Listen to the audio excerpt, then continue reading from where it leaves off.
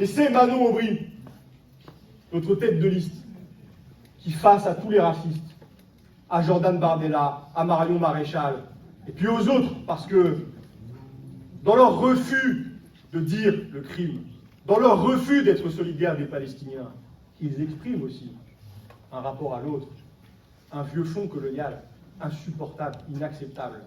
Elle leur fait tête, elle leur tient tête avec brio, avec force, et je veux la saluer en votre nom à toutes et tous. Le tête de liste Manon Aubry.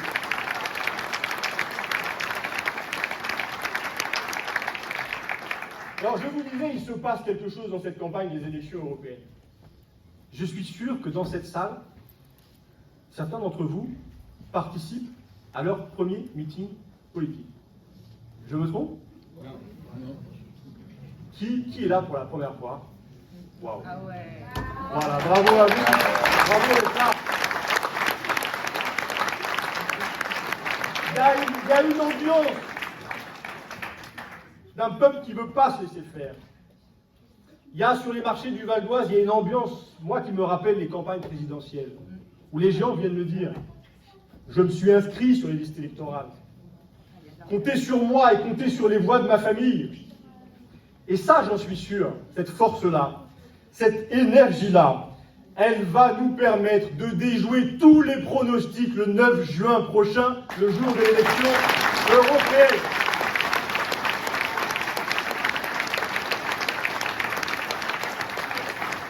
Vous avez vu leurs sondages, les sondages. Ils sont là pour tenter de nous désespérer. Les mêmes sondages qui, le vendredi précédent le premier tour des élections présidentielles, plaçaient Jean-Luc Mélenchon à 17%. 2 jours plus tard, Jean-Luc Mélenchon a recueilli 22% des suffrages. 2 jours plus tard. Alors moi, ces sondages, je ne les crois pas. Parce que ces sondages, ils ignorent des réalités. Ils ignorent ce qui est en train de se lever. Et je veux vous dire que si celles et ceux qui ont voté pour Jean-Luc Mélenchon il y a 18 mois à peine, en juin 2022, si les mêmes se déplacent le 9 juin prochain, si la moitié d'entre eux seulement le fait le 9 juin prochain, alors notre liste, la liste de Manon Aubry, fera 20% le 9 juin prochain et déjouera tous les pronostics, tous. Voilà notre objectif, nous qualifier en finale de cette élection européenne. Et vous avez, chacun, chacune, là, un rôle à jouer, un rôle central, un rôle essentiel. Car vous le savez, notre principal adversaire dans cette campagne, c'est l'abstention. C'est le sentiment, à quoi ça sert? Pourquoi aller voter aux élections européennes? À quoi sert un eurodéputé? Cette élection, elle me paraît lointaine, et puis des élections, il y en a eu tant, et puis des dirigeants, des hommes politiques qui ont parfois trahi, parfois menti. Alors, pourquoi y aller celle-là, cette fois-là? On a commencé à y répondre, je vais continuer à y répondre. Et ce que je veux vous dire, pour celles et ceux qui veulent nous aider à tout changer le 9 juin prochain, je veux vous dire que si vous avez déjà commencé autour de vous, dans votre famille, au travail, auprès de vos amis, à leur parler de l'élection européenne, à leur dire que c'est le 9 juin prochain, à leur demander d'inscrire dans leur agenda la date de l'élection. Je veux vous dire, vous devez, à J-10, vous devez, chacun, chacune, tout recommencer. Tout recommencer. La campagne recommence ce soir. Tous les efforts que vous avez fournis, chacun, chacune, si vous voulez nous aider, si vous voulez que le 9 juin, nous soyons qualifiés en finale, que nous déjouons tous les pronostics, il faut reprendre le travail. Il faut aller les revoir, les membres de votre famille, vos collègues de travail, vos collègues, vos camarades de classe, et leur dire, le 9 juin, on va voter Manon Aubry. Et il ne faut pas les lâcher, parce que tout, à chaque fois, est à recommencer. Là, à J-10, il faudra recommencer à J-3 le vendredi. C'est un combat essentiel, et je compte sur vous. Je compte sur chacun, sur chacune d'entre vous. Si vous le faites pour 3, pour 5, pour 10, alors le 9 juin, nous serons en tête. Nous déjouerons les pronostics et nous serons qualifiés en finale. Pourquoi faut-il que nous le soyons? Parce que nous sommes les seuls, l'Union populaire, la France insoumise, avec Jean-Luc Mélenchon, avec Manon Aubry, avec Rima Hassan, à pouvoir déjouer le terrible destin que peut-être notre pays va connaître, celui d'une extrême droite au pouvoir.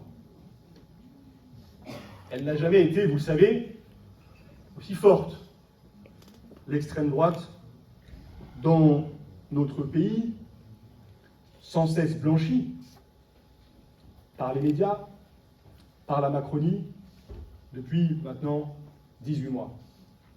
Vous avez vu comme moi la loi immigration votée à l'Assemblée nationale par les députés macronistes et les députés lepénistes. Une loi qui visait à ériger dans notre droit un principe inventé, même pas par Marine Le Pen, par Jean-Marie Le Pen, le principe de préférence nationale. Fort heureusement, le Conseil constitutionnel a censuré cette loi. Mais les idées de l'extrême droite n'ont jamais été à ce point légitimées, accompagnées. Allumez la télévision et vous entendrez des discours insupportables, de haine, racistes, violents, qui visent à diviser notre peuple.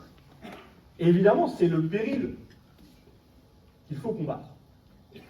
Et pour le combattre, nous avons besoin, le 9 juin, d'avoir la force de dire qu'une gauche populaire qui défend un programme de rupture est là forte pour déjouer les pronostics les plus dangereux pour notre pays et notre peuple. Et pour cela, je ne veux pas contourner la situation telle qu'elle est et le débat politique tel qu'il se tient dans notre pays. Il y a un débat à gauche pour cela. Puisque vous l'avez vu ces dernières semaines, il y a une autre proposition qui se revendique de la gauche, celle de Raphaël Glucksmann. Et on dit qu'il y a une dynamique autour de Raphaël Glucksmann. La dynamique des médias. La dynamique d'un candidat qui propose d'effacer ligne à ligne le programme de la NUPES. D'effacer la ligne qui dit retraite à 60 ans pour toutes et tous. D'effacer la ligne qui dit sortie du nucléaire. D'effacer la ligne qui dit non aux méga-bassines. J'en parle, c'est aussi un sujet valdoisien. À Bontelu, pas très loin d'ici, dans le Vexin, un agriculteur avait creusé une bassine. Une méga-bassine. C'est le candidat qui est favorable à l'autoroute A69, une autoroute qui va détruire la nature dans le sud de la France. C'est le candidat qui propose que notre pays, confronté à tant de difficultés, et notre jeunesse, aille se battre en Ukraine, dans une guerre qui n'a pas de fin, qui ne prendrait pas fin, si aucune autre solution que la solution diplomatique n'était travaillée d'urgence, là-bas aussi, pour que la guerre cesse, pour que des vies soient épargnées, pour que des vies soient sauvées. Ce candidat,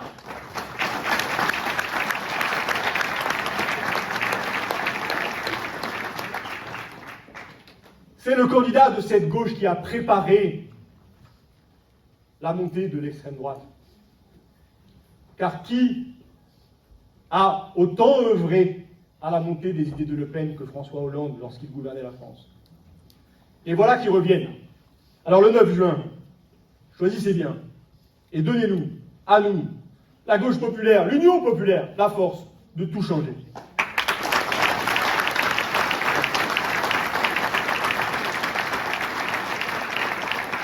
Tout changer à Bruxelles, à Strasbourg, en Europe, pour changer nos vies ici. Nous envoyons des eurodéputés insoumis au Parlement européen. Ils voteront pour sortir du marché européen de l'électricité. Cette folie complète, totalement inutile, qui consiste à calculer des prix sans rapport avec les conditions dans lesquelles l'électricité est produite. Et c'est ce marché européen de l'électricité qui explique que vos factures d'électricité ont flambé de 44% en 2 ans. Nous proposons d'en sortir, les autres proposent d'y rester. Des députés, des eurodéputés insoumis au Parlement européen voteront pour sortir des traités de libre-échange. Des traités qui saccagent la planète, qui saccagent le climat, qui menacent notre santé en permettant l'importation de denrées agricoles traitées avec des produits dangereux, interdits en France, mais qui peuvent se retrouver dans nos assiettes parce que ces traités de libre-échange permettent que ces marchandises circulent, traversent le monde et viennent ici, dans notre pays. Des eurodéputés insoumis, ils voteront contre l'équivalent de ce qui vient d'être adopté au Parlement européen. Et je veux vous le dire avec l'accord des socialistes européens. Ce qu'ils appellent le pacte de stabilité. Qu'est-ce que c'est que ce pacte de stabilité? C'est l'exigence que la France baisse ses dépenses publiques dans les 4 prochaines années de 75 milliards d'euros. 75 milliards d'euros, c'est l'équivalent du budget de l'éducation nationale. Vous connaissez l'état de l'école publique. Je suis sûr que vos enfants manquent des cours parce que des enseignants malades, absents, ne sont pas remplacés. Je suis sûr que vous savez qu'il manque des AESH dans les écoles. Je suis sûr qu'il fait froid l'hiver, qu'il fait chaud l'été, que les conditions d'accueil de vos enfants ne sont pas acceptables. Eh bien, la cure d'austérité qui se prépare va aggraver cette situation, de même qu'elle justifie déjà la nouvelle réforme de l'assurance chômage, infâme, qui consiste encore à réduire les droits des chômeurs, à les plonger dans la pauvreté, dans la précarité. De même que cette austérité, elle conduit tout à l'heure Pierre Moscovici. Vous le connaissez? Vous vous en rappelez? C'était le ministre de qui? François Hollande. François Hollande, il soutient qui? Raphaël Glucksmann. Pierre Moscovici, il est président de la Cour des comptes, maintenant. C'est ce qu'il a proposé tout à l'heure. Il a proposé de réfléchir à l'idée que les arrêts maladie inférieurs à 8 jours ne soient plus remboursés par la sécurité sociale. Voilà ce qu'il prépare. Voilà ce contre quoi il faut se battre. Et vous pouvez compter sur des eurodéputés insoumis, comme vous les voyez à l'Assemblée nationale, pour de toute leur force combattre cette politique violente, brutale, insupportable.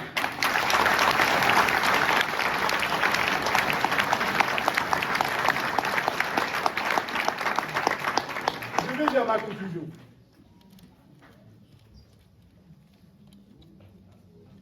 Avec des eurodéputés insoumis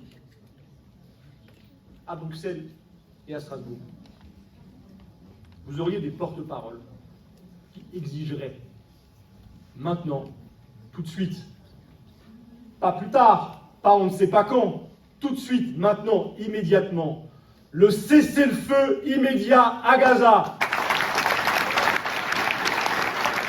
L'embargo européen sur les ventes d'armes à Israël.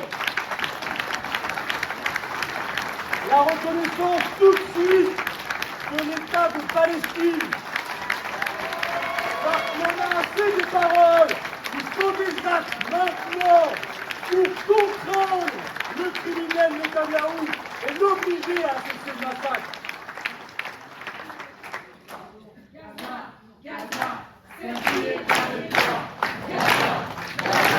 Sergi est avec toi. Sergi est avec toi.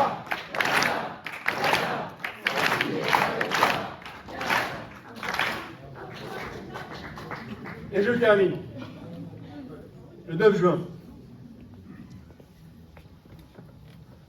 Donnez-nous la force de tout préparer. Parce que, je vous préviens, dès le 10 juin, vous risquez de les voir ressurgir, les vieux fantômes du passé. François Hollande, Bernard Cazeneuve, Manuel Valls. Alors pour éviter ça, il y a un antidote. C'est le bulletin de vote de l'Union populaire, le bulletin de vote de Manon Aubry. Merci à toutes et tous.